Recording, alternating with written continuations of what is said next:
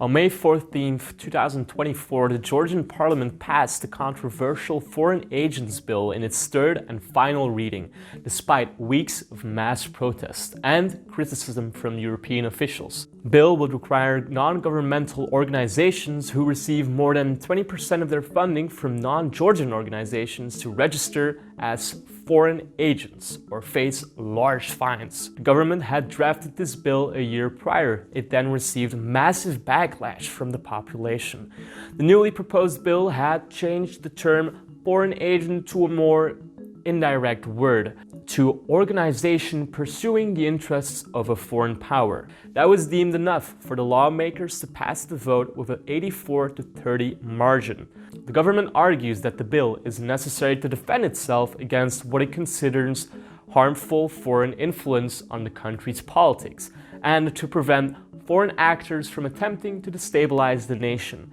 It would maintain Georgia's sovereignty in the world stage and provide transparency within the nation, according to them. But members of the opposition say that these motives are a facade and that the intended purpose of the bill is to hinder the voice of critics. Opponents argue that the bill would threaten democratic freedom and Georgia's process in becoming a European Union member state. The law mimics that of the 2012 Russian Foreign Agents Law, where the Russian government portrayed this, just like the Georgian government is doing now, as a pro-transparency law, but it was used as a tool to silence critics and further curb anti-Kremlin opposition. These concerns have resulted in more than 10,000 Georgians going to the streets to protest against this bill. Clashes with the police ensued. The streets aren't the only place where the bill has riled up people. Parliament saw a brawl between the Georgian Dream MP, who charged towards the chairman of opposition party after the opposition party accused the prime minister of organizing mobs to beat up opposition supporters.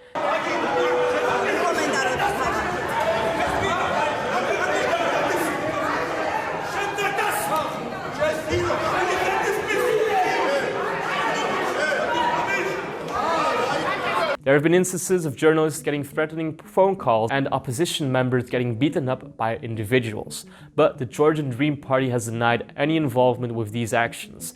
Some observers in Tbilisi also draw comparisons to Ukraine's Titushki, referring to the thuggish individuals in civilian clothing who collaborated with state security services by inciting violence against pro-Western opposition during the 2013 and 2014 Euromaidan protests. Georgian Dream, while voicing ambitions to join the EU and NATO, has recently adopted an anti-Western rhetoric. However, the polls reveal strong Georgian public support for EU integration, coupled with widespread hostility towards Russia for its 2008 invasion of South Ossetia and Abkhazia. On May 12, the Kremlin announced that longtime defense minister Sergei Shoigu would be replaced by Andrei Belosov, the current first deputy prime minister. This strategic shift comes as Russia copes with the war in Ukraine evolving more and more into a war of attrition.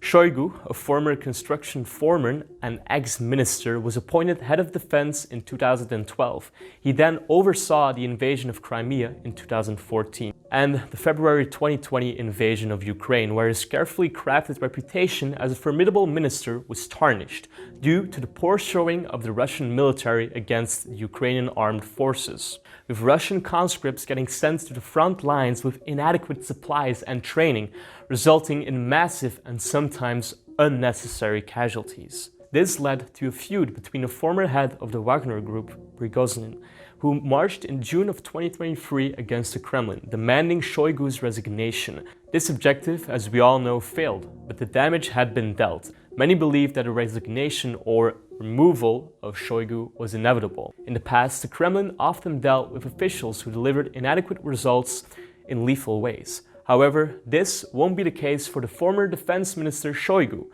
who will receive a position as head of the National Security Council, a council that largely has lost its power and influence over time. It is seen within the Kremlin as a retirement title for influential bureaucrats. The exact motive behind Putin's decision isn't clear. Many experts speculate that Shoigu will be reassigned to a more prominent title when the need arrives. His new replacement is Andrei Belousov, a loyalist to Putin's regime who was in the past tasked in 2014 to manage the Russian economy after it was struck by Western sanctions as a result of the annexation of Crimea. Belousov is, according to his colleagues, a man who thinks years ahead and has an economist's vision on how things should be solved. President Putin finds this vision useful, especially with defense spending set to exceed 7% of national expenditures. This level of military investment hasn't been seen since the 1980s, during the Soviet Union's involvement in the Afghan War.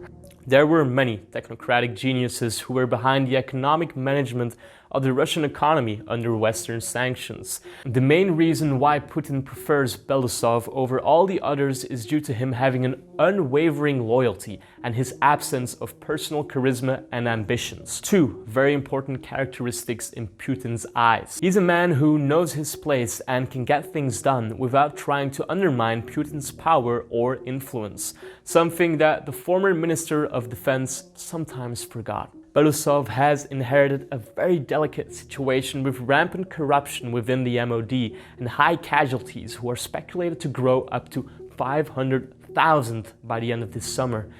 His first moves will primarily focus on an overhaul of the internal structure. The actual war tactics will be left to commanders under his leadership. This means that Russia's defense sector will be realigned towards an industry that's more capable of long-form attritional warfare, where the Russians expect to drown out Ukraine's morale, equipment, and manpower. Only the future will tell if this tactic is one that will result in a Russian victory in this conflict that has been raging on for more than 450 days. The Swedish Prime Minister stated on the Swedish public radio that he is open to allowing nuclear weapons on Swedish soil in wartime. This statement comes as the Swedish Parliament is prepared to vote on the government's proposal for a DCA with the United States. That means that Sweden would allow the United States to place weapons and military equipment on its soil when the necessity arises. This includes nuclear weapons. This tactic is called nuclear deterrence. Nuclear deterrence refers to when countries don't attack each other with nuclear weapons because they're scared of the consequences. It's the idea that the huge damage that these weapons can cause stops countries from starting a war. It is important to know that Sweden doesn't have any nuclear weapons yet. They have always been against creating and hosting them. We have seen multiple times how the theory of nuclear deterrence has not been effective or worked at all. But what we, however, have seen is that nuclear states are in a position to bully smaller states into giving in, basically, which is something Russia is also very aware of. Personally, I believe that's why the matter of disarmament is not on the agenda right now, because states realize the power they have. Kristersson's statement entails a big change in Sweden's nuclear strategy and shows that they see things differently now in European safety and amidst the threat of Russia.